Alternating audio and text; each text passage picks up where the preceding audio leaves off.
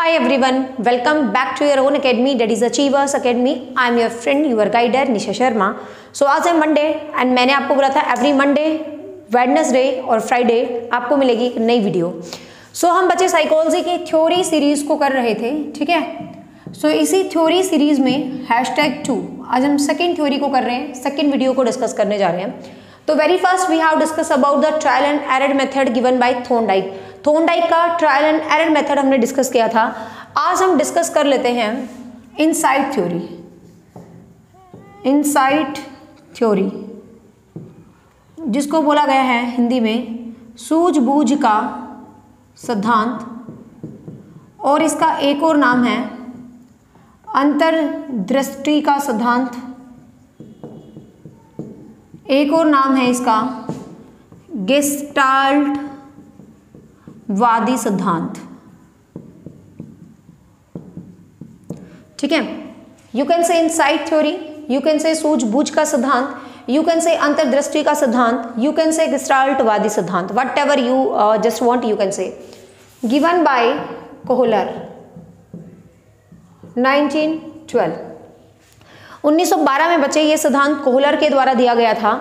इस सिद्धांत को गेस्टाल्ट वादी, गेस्टाल्ट जर्मन शब्द है, हिंदी में बोलते हैं समग्र आकृति सिद्धांत.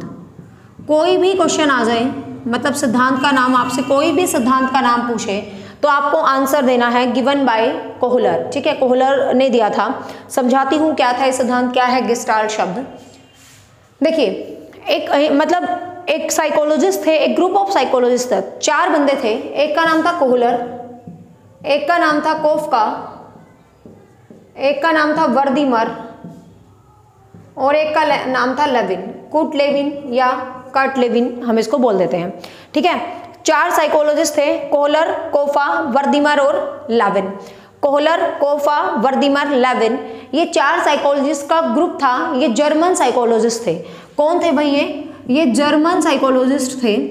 और ये चारों क्या मानते थे कि शिक्षा को एट द होल पढ़ना चाहिए. एट द होल का मतलब क्या है, आपको समग्र कंप्लीट तरीके से एक चीज को पढ़ना चाहिए. लाइक कुछ भी है तो एट द होल मतलब समग्र तरीके से. कहने का मतलब एक चीज को पढ़ो तो उसके हर एक छोटे से छोटे अंश को आपको डिवाइड करके सीखना चाहिए, एक चीज को दूसरे से कोरिलेट करना चाहिए. इसको बोलते हैं समग्र आकृति, एट द होल का सिद्धांत. कहने का मतलब एक चीज मैंने ली है ना, मान लिया पेन लिया तो इसके टुकड़े टुकड़े कर दूंगी, इसका निब अलग चेक करूंगी, ये अलग, इंक अलग, ये अलग, मतलब समग्र चीजों को इकट्ठा करके समग्र तरीके से पढ़ लो तो इसने समग्र आकृति. तो इसीलिए इस सिद्धांत को बोला गया गेस्टाल्ट वादी सिद्धांत. मीन्स ये क्या कहते हैं कि अपने आसपास की हर एक चीज को देखो, हर एक बात को देखो और फिर अपनी चीजों को एनालाइज करो. तो इसलिए इस सिद्धांत को बोला गया गेस्टाल्टवादी. अब आपसे पूछा जाए गेस्टाल्टवाद के प्रवर्तक कौन थे, तो आपको कोहलर आंसर नहीं देना, आपको आंसर देना है वर्दीमर. यदि आपसे पूछा जाए बच्चे गेस्टाल्टवाद के प्रवर्तक कौन थे, तो आपको आंसर कोहलर नहीं देना, आपको आंसर देना है क्या, वर्दीमर. ठीक है, आपको आंसर क्या देना है, वर्दीमर. बट पूछा जाए इनसाइट, अब इन्हीं में से चारों ही बात कर रहे थे गेस्टाल्टवाद के ऊपर, एट द होल के ऊपर. चारों ही बात कर रहे थे कि हमें दिमाग से, अपने आसपास से जुड़ी वस्तुओं से दिमाग लगा के सीखना चाहिए. अब इन चारों में से एक अलग बंदा निकला कोहलर, और उसने एक सिद्धांत ही बना डाला जिसका नाम क्या था बच्चे, इनसाइट थ्योरी, या बोला गया है उसको सूझबूझ का सिद्धांत. इसका मानना था कि जो शिक्षा है या जो अधिगम है वो सूझबूझ से आता है. सूझबूझ मतलब जब आप अपना दिमाग लगाते हो, उस सूझबूझ से आप अधिगम को सीख पाते हो, ना कि आप अधिगम को मतलब अभ्यास से सीखते हो. कहने का मतलब इसने थॉर्नडाइक को क्रिटिसाइज किया है एक तरह से कि आप अभ्यास से नहीं सीख सकते, आप तो सूझबूझ से सीख सकते हो. तो ये सिद्धांत इसने दिया था सलमान खान पे. ठीक है, किस पे दिया था भाई, सलमान खान पे. अब आप कहोगे मैडम सलमान खान पे कैसे, क्योंकि सलमान खान की फिल्म आपने देखी होगी है सुल्तान, है ना. तो सुल्तान नामक चिंपैंजी पर दिया था ये सिद्धांत. इसने दिया था सुल्ताना या सुल्तान नामक चिंपैंजी. चिंपैंजी होता है ना जो वन मानुष होता है, लंगूर टाइप का बंदर होता है. बेसिकली स्पीकिंग में मैं इसको बंदर यूज कर रही हूँ, बट डोंट बी कंफ्यूज, ये चिंपैंजी था. ठीक है, सुल्तान नाम का चिंपैंजी. अब ड्राइंग तो आपको पता है मुझे जितनी खूबसूरत बनानी आती है. ये बंदर की लंबी सी पूंछ, आती ही नहीं ड्राइंग तो. ठीक है भाई, ये सुल्तान नाम का चिंपैंजी था एक.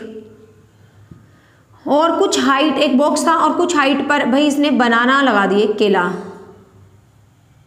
आधा दर्जन तो लगा ही देते ना, अब बेचारा खाएगा कुछ तो मिले। अब आपको पता है बंदर जब केले को देखेगा, बंदर को कपड़े पहना दे, सुंदर लगेगा। आज तो कुछ ठीक ही बन गई बंदर, पूंछ इधर गलत बन गई, इधर बनानी थी, ये बंदर की पूंछ।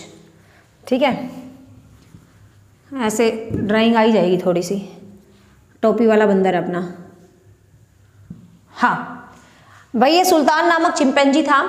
अब कोहलर ने अपना प्रयोग सिद्ध करने के लिए दिखाया, ये दिखाता है कि जो इंसान है वो सूझबूझ से सीखता है, वो कोई अभ्यास या त्रुटियां करके नहीं सीखता थोंडाइक की तरह। ये कहता है इंसान जो है सूझबूझ से सीखता है। तो इसने कुछ हाइट पर केले टंगा दिए, ठीक है, गॉट इट। अब कुछ हाइट पर जब इसने केले टंगा दिए तो होता क्या, अब आपको पता भाई बंदर तो केले को देखेगा, बंदर तो फटाफट केले की तरफ बढ़ेगा कि मुझे तो केले चाहिए, क्योंकि आपको पता बंदर तो केले लपके बिना रह ही नहीं सकता। अब बंदर जो है केले की तरफ जाता है और केला मतलब तोड़ लेता है, लेकिन कोहलर ये देखता है केले तक मतलब इसका हाथ नहीं पहुंचता।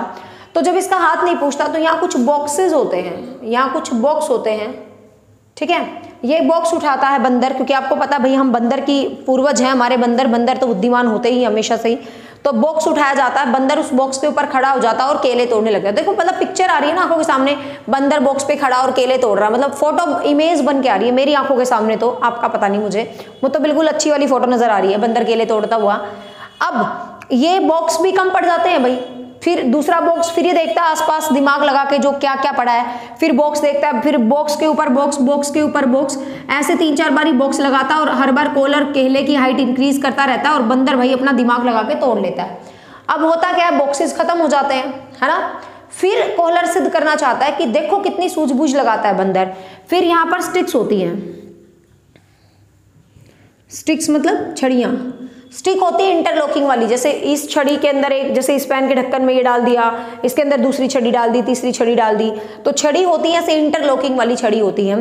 तो भाई बंदर क्या करता है, एक छड़ी में दूसरी, दूसरी में तीसरी, ऐसे इंटरलॉक्ड करके स्टिक्स को डाल देता है, ठीक है। अब जब सेम वही है, बॉक्स खत्म हो गई तो स्टिक उठा ली, स्टिक मारा, फिर दूसरी स्टिक उसके अंदर डाल ली, तीसरी उसके अंदर डाल दी। तो कोहलर ने सिद्ध कर दिया कि इंसान हमेशा सूझबूझ से सीखता है, जैसे बंदर ने सीखा। लेकिन सूझबूझ उसके पर्यावरण से ही तो सूझबूझ मिल रही है, आसपास के एनवायरनमेंट से ही तो सूझबूझ मिल रही है। मीन्स कुल मिला के क्या कहना चाह रहा है कि जो आसपास का एनवायरनमेंट है उसी सूझबूझ से बंदर क्या करता है भाई, सीखता है। उसी सूझबूझ से बंदर क्या करता है, सीखता है, आसपास के एनवायरनमेंट से उसी सूझबूझ से बंदर जो है सीख जाता है। ये कहना किसका है, ये कहना है कोहलर का, ठीक है बच्चे, ये कहना किसका है, कोहलर का है, ये कहना ध्यान रखना। अब ये आसपास के वातावरण से ही तो सूझबूझ लगा रहा है, और आपको ध्यान हो आसपास के वातावरण से सूझबूझ लगा के, संज्ञान लगा के, दिमाग लगा के प्याजे के बच्चे भी सीखते हैं। तो क्वेश्चन ऐसे भी बन सकता है कि प्याजे के सिद्धांत से जुड़ा हुआ अधिगम का कौन सा सिद्धांत है, तो प्याजे के संज्ञानात्मक विकास से जुड़ा हुआ अधिगम का कौन सा सिद्धांत है भाई, सूझबूझ का सिद्धांत। ऐसे अच्छे क्वेश्चंस रीट में डाले हुए थे, संज्ञानात्मक विकास से रिलेटेड प्याजे का कौन सा सिद्धांत है, तो you just remember this is a theory that is related to प्याजे, ठीक है। आल्सो अब बात आती है कि सूझबूझ हमेशा काम कहाँ आती है, ये सूझबूझ काम कहाँ आती है। अब कौन सा सब्जेक्ट है जिसमें आप सूझबूझ लगाओगे, आप खुद सोचो। कोई भी मतलब शिक्षा में क्या महत्व है, मतलब आपको थ्योरी मैंने क्यों समझाई है, ताकि थ्योरी से जुड़े क्वेश्चंस अपने आप निकाल लो। तो इसका शिक्षा में क्या महत्व है, सोच के देखो शिक्षा में क्या इंपॉर्टेंस है। तो क्या इंपॉर्टेंस है भाई शिक्षा में, सूझबूझ से कौन सीखते हैं, पहली बात तो बड़े बच्चे, तो छोटे बच्चों के लिए ये सिद्धांत उपयोगी नहीं है, ठीक है। क्वेश्चन आए छोटे बच्चों के लिए अधिगम का कौन सा सिद्धांत ज्यादा उपयोगी नहीं माना जाता, तो दिस इज द थ्योरी जो छोटे बच्चों के लिए उपयोगी नहीं मानी जाती है, पहली बात, ठीक है। दूसरी बात, किसी भी समस्या का आपको समाधान करना है, किसी भी समस्या का आपको समाधान करना है, किसी भी प्रॉब्लम को आपको सोल्व करना है, तो आप इसी सिद्धांत को क्या करोगे भाई, यूज करोगे, ठीक है। किसी भी प्रॉब्लम को सॉल्व करने में आप इसी सिद्धांत को क्या करोगे, यूज करोगे। मीन्स प्रॉब्लम सॉल्विंग में भी आप यही सिद्धांत, ठीक है। तो किसी भी प्रॉब्लम को यदि आप सोल्व करते हो, किसी भी समस्या को आप सोल्व करते हो, तो आप इस सिद्धांत का यूज करोगे। समस्या सोल्व, घर के कोई झगड़े सुलझाने हो, सूझबूझ से काम लिया जाता है। किसी प्रॉब्लम को समझानी है, सूझबूझ से काम लिया जाता है। कोई तार्किक विषय, मतलब जो तर्क वितर्क चिंतन वाला विषय होता है, साइकोलॉजी जैसा विषय है, रीजनिंग जैसा विषय है, सूझबूझ इनमें लगाई जाती है, ठीक है ना। तो तार्किक समस्याओं को सूझबूझ से ही क्या किया जाता है, सुलझाया जाता है। कोई भी लॉजिकल प्रॉब्लम्स है बच्चे, आप इनको हमेशा किससे सुलझाएंगे भाई, आप हमेशा इसको सूझबूझ से ही सुलझाएंगे। किसी भी टाइप की कोई भी लॉजिकल जो इश्यूज होते हैं उनको हमेशा हम सूझबूझ की सहायता से ही सुलझाते हैं, ठीक है। तो सूझबूझ का इसीलिए ये सिद्धांत काफी ज्यादा उपयोगी है। कई बार पूछते हैं गेस्टाल्ट शब्द का क्या मतलब है, तो आपको ऑप्शन में मिलेगा एट द होल, ठीक है। इंग्लिश में ऐसा लिखा मिलेगा, एट द होल मीन्स समग्र आकृति, एट द होल मीन्स समग्र आकृति। ये क्या है भाई, गेस्टाल्ट सिद्धांत का मतलब है। सीधा सीधा सा बात है कि ये गेस्टाल्ट सिद्धांत का क्या मतलब है, एट द होल या समग्र आकृति। तो ध्यान रखना, तार्किक चिंतन, किसी भी सब्जेक्ट को सुलझाने में, मनोविश्लेषण, मनोवाद, इन सब के अंदर हम किस सिद्धांत का काम करते हैं भाई, सूझबूझ का काम हम हमेशा करते हैं फिलोसफी जैसे सब्जेक्ट्स को पढ़ने के लिए। तो आपसे स्ट्रेट फॉरवर्ड क्वेश्चन पूछे जाते हैं कि इनसाइट थ्योरी किसने दी, थ्योरी इसको मैच करवा लेगा, टाइम के साथ गेस्टाल्ट शब्द से रिलेटेड करवाएगा, ठीक है ना। और इसमें एक कोट लेविन है, लेविन ने जो सिद्धांत दिया था वो फील्ड थ्योरी दिया था, क्षेत्रवाद का सिद्धांत दिया था। कई बार लेविन से अलग क्वेश्चन पूछ लेते हैं, स्पेस थ्योरी या फील्ड थ्योरी या क्षेत्रीयवाद का सिद्धांत किसने दिया, तो स्पेस थ्योरी, फील्ड थ्योरी या क्षेत्रीयवाद का सिद्धांत किसने दिया, तो भाई ये सिद्धांत किसने दिया था, this is the theory given by यूर लेविन, ठीक है। किसने दी थी भाई, लेविन के द्वारा दी गई थी, ठीक है गाइस। तो ये थी अपनी सेकंड छोटी सी थ्योरी है और इंपॉर्टेंट थ्योरी थी, ठीक है। चीज़ों को बढ़ाने में विश्वास नहीं रखती, शॉर्ट टाइम में मैक्सिमम कंटेंट करवाना ही मुझे पसंद आता है। तो आई थिंक छोटा सा लेक्चर बनाया बट इंपॉर्टेंट एग्जाम के लिए। होप सो आपको वीडियो अच्छी लगी और ये नई सीरीज कैसी लग रही है भाई कमेंट करके बताना ना भूलें, और अपने फ्रेंड्स के साथ शेयर करें जो कोचिंग नहीं ले सकते ऑनलाइन, जो अफोर्ड नहीं कर सकते, उनके लिए ये सीरीज है। तो प्लीज़ आप इस सीरीज को जितना प्यार देंगे मेरे को मोटिवेशन मिलेगा और मैं ज़्यादा से ज़्यादा वीडियोज़ आपको करवाऊंगी। So don't forget to share and पहली बार जुड़े हैं तो चैनल को सब्सक्राइब कर ले टीचिंग और टीचिंग से जुड़ी हर अपडेट के लिए। If you want the complete coaching, यदि आपके पास टाइम नहीं है वेट करने का, वीक में 2 क्लास है या कुछ भी है, यदि आपको कंप्लीट कोचिंग चाहिए तो साइकोलॉजी की मैंने complete videos near about 50+ videos record करके अपने ऐप पर डाली हुई हैं। तो you can download achievers academy official app, link मैं कमेंट और डिस्क्रिप्शन बॉक्स में छोड़ दूंगी। आपको कंप्लीट साइकोलॉजी की वहाँ क्लासेस मिल जाएंगी, साइकोलॉजी एंड पेडागोजी की, बाकी भी सारे सब्जेक्ट वहाँ पर हैं। So bye bye, take care, have a nice day, thank you so much.